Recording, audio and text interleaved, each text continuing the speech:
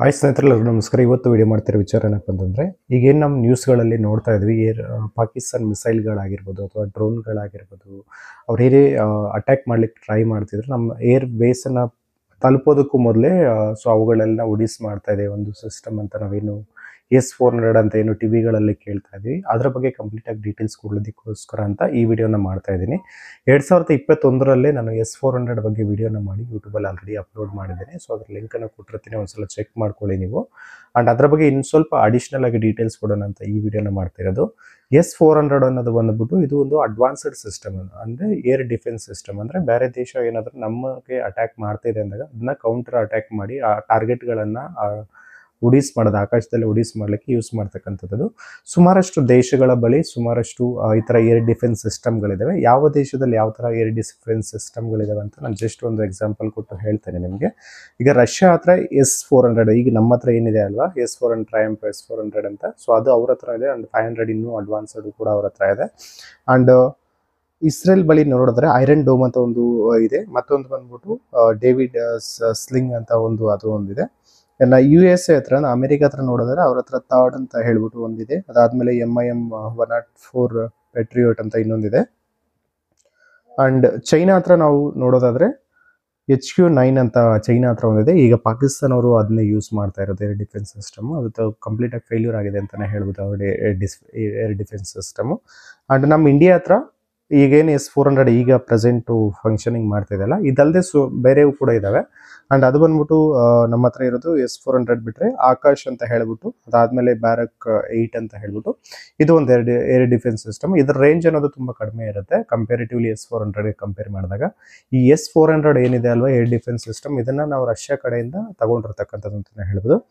Russia ಹತ್ರ 2018 ಮೋದಿ ಮತ್ತು Putin ಅವರು ಕಾಂಟ್ರಾಕ್ಟನ್ನು ಸೈನ್ ಮಾಡ್ತಾರೆ. $5.43 ಬಿಲಿಯನ್ ಈ ಕಾಂಟ್ರಾಕ್ಟನ್ನು ಸೈನ್ ಮಾಡ್ತಾರೆ. 4 S-400 ಡಿಫೆನ್ಸ್ ಸಿಸ್ಟಮ್ಗಳು ನಮ್ಮ ಇಂಡಿಯಾ ಹತ್ರ ಇದೆ ಅಂತ ನಾನು ಹೇಳ್ಬೋದು. ಇದು ಯಾವ ಥರ ವರ್ಕ್ ಆಗುತ್ತೆ, ಏನು ರೇಂಜ್ಗಳು ಅನ್ನೋದ್ರ ಬಗ್ಗೆ ಸೊ ಈ ವಿಡಿಯೋದಲ್ಲಿ ತಿಳಿಸ್ಕೊಡೋ ಪ್ರಯತ್ನವನ್ನು ಮಾಡ್ತೀನಿ. ವಿಡಿಯೋನ ಕಂಪ್ಲೀಟಾಗಿ ನೋಡಿ ಅಂತ ರಿಕ್ವೆಸ್ಟ್ ಮಾಡ್ಕೊಳ್ತೀನಿ. ಬಹುನಿರೀಕ್ಷಿತ S-400 ಕ್ಷಿಪಣಿ ವ್ಯವಸ್ಥೆಯನ್ನು ಭಾರತಕ್ಕೆ 2021 ಅಂತ್ಯದಿಂದ ಸರಬರಾಜು ಮಾಡಲು ಆರಂಭಿಸುವುದಾಗಿ ಕ್ಷಿಪಣಿ ನಿರ್ಮಾಣ ಸಂಸ್ಥೆ ಅಲ್ಮಾಜ್ ಅಂಟೆ ಮಾಹಿತಿ ನೀಡಿದೆ. 2021 ಅಂತ್ಯದ ವೇಳೆಗೆ ರಷ್ಯಾದ ಕ್ಷಿಪಣಿ ರಕ್ಷಕ ವ್ಯವಸ್ಥೆಗಳನ್ನು ಅಂದರೆ S-400ಗಳನ್ನು ನೀಡಲು ಸಂಸ್ಥೆ ಆರಂಭಿಸಲಿದೆ ಎಂದು ರಷ್ಯಾದ ವಾಯು ಮತ್ತು ಬಾಹ್ಯಾಕಾಶ ರಕ್ಷಣಾ ಉಸ್ತುವಾರಿ ಸಂಸ್ಥೆ ಅಲ್ಮಾಜ್ ಅಂಟೆ ಉಪ ಮುಖ್ಯ ಕಾರ್ಯನಿರ್ವಾಹಕ ಅಧಿಕಾರಿ ವ್ಯಾಚೆಸ್ಲಾವ್ ಡಿಜೆರ್ಕ್ಲಾನ್ ಸೋಮವಾರ ಹೇಳಿದ್ದಾರೆ. ರಷ್ಯಾದ ಕಡೆಯ ವೇಳಾಪಟ್ಟಿ ಮತ್ತು ಒಪ್ಪಂದದ ಕಟ್ಟುಪಾಡುಗಳಿಗೆ ಅನುಸಾರವಾಗಿ ನಾವು 2021 ಅಂತ್ಯದ ವೇಳೆಗೆ S-400 ಕ್ಷಿಪಣಿ ವ್ಯವಸ್ಥೆಯನ್ನು ಭಾರತಕ್ಕೆ ತಲುಪಿಸುತ್ತೇವೆ ಎಂದು ನಾನು ದೃಢೀಕರಿಸಬಲ್ಲೆ ಎಂದು ಡಿಜೆರ್ಕ್ಲಾನ್ ಹೇಳಿದ್ದಾರೆ. ಪ್ರಸ್ತುತ ಭಾರತೀಯ ಮಿಲಿಟರಿ ಸಿಬ್ಬಂದಿಗಳು S-400 ತರಬೇತಿ ಕಾರ್ಯಾಗಾರದಲ್ಲಿ ಪಾಲ್ಗೊಂಡಿದ್ದಾರೆ ಎಂದು ಅವರು ಹೇಳಿದರು. ತರಬೇತಿಗೆ ಸಂಬಂಧಿಸಿದಂತೆ ಭಾರತೀಯ ತಜ್ಞರ ಮೊದಲ ಗುಂಪು ತರಬೇತಿಯನ್ನು ಪೂರ್ಣಗೊಳಿಸಿದೆ. ಎರಡನೇ ಗುಂಪು ತರಬೇತಿ ಪಡೆಯುತ್ತಿದೆ. ನಾನು ಜನರ ಸಂಖ್ಯೆ ಬಗ್ಗೆ ಮಾತನಾಡುವುದಿಲ್ಲ, ಆದರೆ ಭಾರತೀಯ ಸಶಸ್ತ್ರ ಪಡೆಗಳು ನಮ್ಮ ಉಪಕರಣಗಳನ್ನು ಪರಿಣಾಮಕಾರಿಯಾಗಿ ನಿರ್ವಹಿಸಲು ಇದು ಸಾಕಷ್ಟು ಉತ್ತಮ ಸಂಖ್ಯೆಯಾಗಿದೆ. ತರಬೇತಿಯ ನಂತರ ಭಾರತೀಯ ತಜ್ಞರು ಮೊದಲ ತಂಡ ತೋರಿಸಿದ ಫಲಿತಾಂಶಗಳು ತುಂಬ ಹೆಚ್ಚಿವೆ ಎಂದು ನಾನು ಹೇಳಬಯಸುತ್ತೇನೆ. ಭಾರತೀಯ ತಜ್ಞರ ತರಬೇತಿಯನ್ನು ನಾನು ಗಮನಿಸಲು ಬಯಸುತ್ತೇನೆ ಎಂದು ಅವರು ಹೇಳಿದ್ದಾರೆ. ಅಕ್ಟೋಬರ್ 2018 ಭಾರತ 5 S-400 ರೆಜಿಮೆಂಟ್ಗಳಿಗಾಗಿ ರಷ್ಯಾದೊಂದಿಗೆ $5.43 ಬಿಲಿಯನ್ ಒಪ್ಪಂದಕ್ಕೆ ಸಹಿ ಹಾಕಿತ್ತು. ಏನಿದು S-400? ಇದು ಹೇಗೆ ಕಾರ್ಯನಿರ್ವಹಿಸುತ್ತೆ? ಇದು ಭಾರತದ ಬತ್ತಳಿಕೆಗೆ ಹೊಸದಾಗಿ ಸೇರ್ಪಡೆ ಆಗೋದ್ರಿಂದ ಇದರ ಪರಿಣಾಮ ಏನಾಗುತ್ತೆ ಅನ್ನೋ ಸಂಪೂರ್ಣ ಮಾಹಿತಿಯನ್ನು ಈಗ ತಿಳಿಯೋಣ. ಭಾರತದ ಬತ್ತಳಿಕೆಗೆ ಹೊಸ ಮಹಾ ಅಸ್ತ್ರವ್ಯೂಹವೊಂದು ಸೇರ್ಪಡೆಯಾಗಲಿದೆ. ಈ ಅಸ್ತ್ರ ಭಾರತದ ಬತ್ತಳಿಕೆಗೆ ಸೇರುವುದನ್ನು ಅರಿತಿರುವ ಅಮೆರಿಕ ನಡುಗಿ ಹೋಗಿದೆ. ಈ ಪರಿಣಾಮಕಾರಿ ಬ್ರಹ್ಮಾಸ್ತ್ರದ ಮುಂದೆ ವೈರಿಗಳ ಆಟ ಇನ್ನೂ ನಡೆಯುವುದಿಲ್ಲ. ಈ ವ್ಯೂಹ ಈ ವರ್ಷವೇ ಭಾರತೀಯ ಸೇನೆಯನ್ನು ಸೇರಲಿದೆ. ಅಮೆರಿಕ, ಚೀನಾ, ಪಾಕಿಸ್ತಾನ ನಡುನಡುಗಿಸಿದ ಆ ಮಹಾ ಅಸ್ತ್ರದ ಹೆಸರೇ S-400. ಕ್ಷಣಾರ್ಧದಲ್ಲಿ 72 ಟಾರ್ಗೆಟ್ ಉಡೀಸ್. ಇದು ಅಭೇದ್ಯ ಮಹಾಕ್ಷಿಪಣಿ ವ್ಯೂಹ. ಇದು ಆಕಾಶಕ್ಕೆ ಹಾಕುವ ಅಭೇದ್ಯ ರಕ್ಷಣಾ ಕವಚ. ಮೊದಲಿಗೆ S-400 ಕ್ಷಿಪಣಿ ರಕ್ಷಣಾ ವ್ಯವಸ್ಥೆ ಅಥವಾ ಕ್ಷಿಪಣಿ ವ್ಯೂಹದ ತಾಕತ್ತಿನ ಬಗ್ಗೆ ತಿಳಿಯೋಣ. ಇದೊಂದು ಮಹಾಕ್ಷಿಪಣಿ ರಕ್ಷಣಾ ವ್ಯವಸ್ಥೆ. ಆಕಾಶವನ್ನು ಕಣ್ಣಲ್ಲಿ ಕಣ್ಣಿಟ್ಟು ಕಾಯುತ್ತದೆ. ಇದರ ಕಣ್ಣು ತಪ್ಪಿಸಿ ಯಾವುದೇ ಕ್ಷಿಪಣಿ ಯುದ್ಧ ವಿಮಾನ ಭಾರತದ ಯುದ್ಧ ಕ್ಷೇತ್ರ ಪ್ರವೇಶಿಸುವಂತಿಲ್ಲ. ಹಾಗೇನಾದರೂ ಪ್ರವೇಶ ಮಾಡಿದರೆ ಅದರ ಕತೆ ಫಿನಿಶ್. S-400 ಕ್ಷಿಪಣಿ ವ್ಯೂಹ ಕ್ಷಣಾರ್ಧದಲ್ಲಿ 72 ಕ್ಷಿಪಣಿಗಳನ್ನು ಆಕಾಶಕ್ಕೆ ಉಡಾಯಿಸುತ್ತದೆ. ಸುಮಾರು 300 ಕಿಲೋಮೀಟರ್ ತನಕ ಇದರ ರೇಂಜ್ ಇರುತ್ತದೆ. ಬಿರುಸಿನ ಯುದ್ಧದ ಸಂದರ್ಭದಲ್ಲಿ ವೈರಿಗಳು ಕ್ಷಿಪಣಿ ಯುದ್ಧ ವಿಮಾನಗಳ ಮೂಲಕ ಬಾಂಬ್ ಮಳೆ ಸುರಿಸುವ ಸಾಧ್ಯತೆ ಇರುತ್ತದೆ. S-400 ಕ್ಷಿಪಣಿ ವ್ಯೂಹಕ್ಕೆ ಆದೇಶ ಕೊಟ್ಟರೆ ಕ್ಷಣಾರ್ಧದಲ್ಲಿ ಅಂತಹ 72 ಟಾರ್ಗೆಟ್ಗಳನ್ನು ಮುಗಿಸಿಬಿಡುತ್ತದೆ. ಅಷ್ಟೇ ಅಲ್ಲದೆ ಅರಗಳಿಗೆಯಲ್ಲಿ ಮತ್ತೊಂದು ಹೊಸ ಪ್ರಹಾರಕ್ಕೆ ಸಜ್ಜಾಗುತ್ತದೆ. ಪ್ರಬಲ ರಾಡಾರ್ ವ್ಯವಸ್ಥೆ ಕೂಡ ಇದರಲ್ಲಿದೆ. ಈ ಕ್ಷಿಪಣಿ ವ್ಯೂಹದ ಕಣ್ತಪ್ಪಿಸಿ ನೊಣ ಕೂಡ ನುಸುಳುವಂತಿಲ್ಲ. ರಷ್ಯಾ ನಿರ್ಮಿತ ಈ ಕ್ಷಿಪಣಿ ವ್ಯೂಹವನ್ನು ಭಾರತ ಖರೀದಿಸುತ್ತಿದೆ.